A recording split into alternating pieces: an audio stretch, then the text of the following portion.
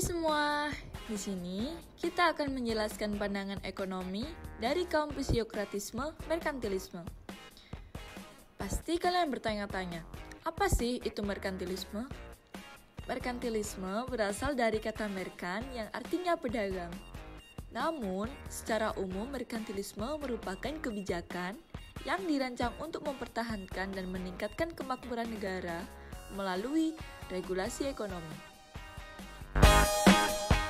Kebijakan merkantilisme pertama kali dipraktikkan dengan sempurna oleh Perdana Menteri Prancis Jean-Baptiste Colbert yang menjabat pada masa Raja Louis XIV dari tahun 1661 sampai 1683. Dia melarang ekspor uang dan menetapkan tarif impor yang sangat tinggi pada produk manufaktur.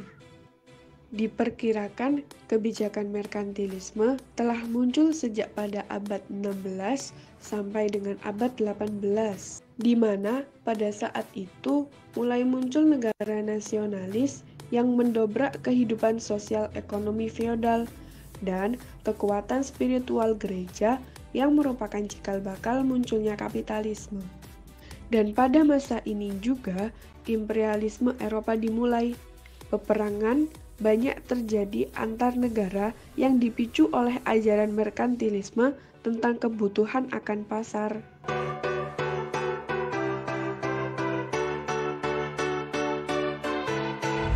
Mari kita lihat kebijakan yang diterapkan oleh kaum merkantilisme pada waktu itu. 1. Mendorong ekspor dan membatasi impor. Hal ini dilakukan oleh kaum merkantilisme untuk memperoleh neraca perdagangan yang menguntungkan. Ia membatasi impor dengan memberikan tarif impor yang setinggi mungkin. Kaum merkantilisme juga melarang para warganya mengimpor barang-barang yang dapat diproduksi oleh negaranya sendiri. Yang kedua, memberikan subsidi untuk industri barang ekspor. Hal ini dilakukan agar harga barang ekspor lebih murah, sehingga permintaan akan barang tersebut menjadi lebih tinggi. Selanjutnya, yang ketiga, melarang ekspor bahan mentah. Ekspor bahan mentah dilarang agar harga bahan mentah di dalam negeri tetap terjaga rendah.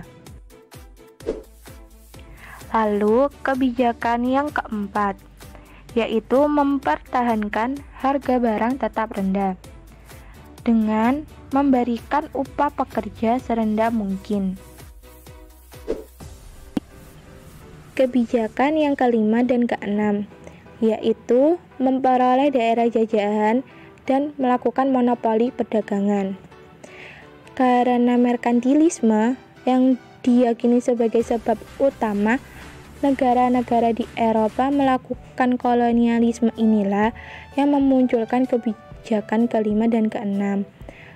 Mereka memanfaatkan daerah jajahan, memanfaatkan sumber daya alamnya, sumber daya manusianya, lalu mereka juga memaksa para rakyatnya agar mau dibeli barang-barangnya dengan harga murah. Lalu mereka jual kembali dengan harga yang lebih mahal. Kebijakan yang ketujuh, dilarangnya emas dan perak untuk diekspor. Bahkan emas dan perak juga dilarang dijadikan sebagai alat pembayaran. Daerah jajahan pun dilarang untuk menggunakan emas dan perak sebagai sistem pembayarannya.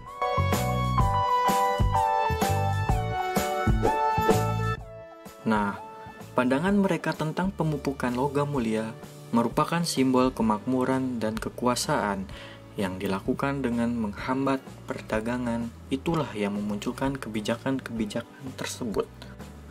Kebijakan merkantilisme tersebut mendapat kritik Adam Smith yang termuat dalam bukunya yang berjudul An Inquiry into the Nature and Cause of the Wealth of Nations. Menurutnya, kemakmuran suatu negara bukan terletak pada banyak sedikitnya logam mulia yang dimiliki, tetapi terletak pada banyaknya barang dan jasa yang diproduksi melalui perdagangan dan bukannya suatu negara yang berjuang mati-matian untuk menghambat perdagangan demi menumpuknya logam mulia. Kaum fisiokrat juga menuduh kaum merkantilisme yang membuat harga dari barang-barang menjadi lebih mahal dengan menetapkan pajak yang lebih tinggi. Hal ini dianggap sebagai suatu pandangan keliru oleh kaum fisiokrat. Kaum fisiokrat juga tidak setuju mengenai kaum merkantilisme yang menganggap bahwa logam mulia merupakan simbol kemakmuran yang harus didapatkan walau dengan cara yang tidak baik, dan tentang pentingnya mendapat keuntungan sebesar mungkin dari tingginya ekspor daripada impor.